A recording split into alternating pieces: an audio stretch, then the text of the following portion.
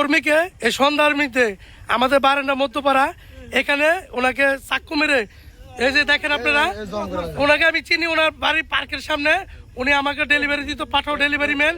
এখানে সন্ধ্যার ভিতরে এই এলাকায় ছিনতাই চুরি রাহাজানি চলতেছে আমাদের বারান্দা মধ্যপাড়া।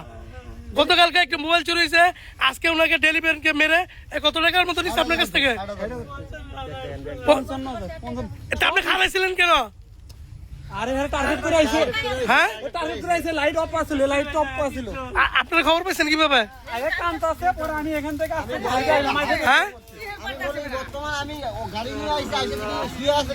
আচ্ছা, আপনার দশটা কিভাবে?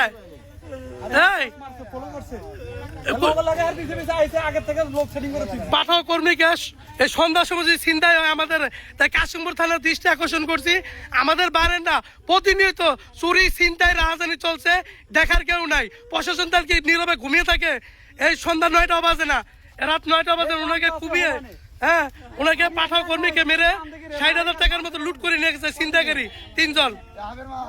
এ হলো অবস্থা। আপনারা কোন দিকে? আপনি সিলেন দিবেন না?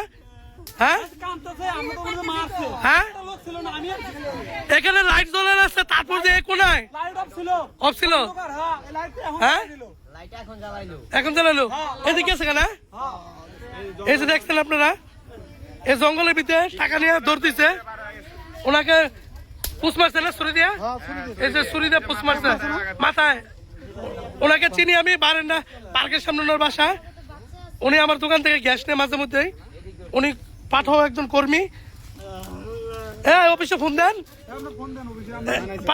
জানেছেন অফিসে? হ্যাঁ, আইতেছে,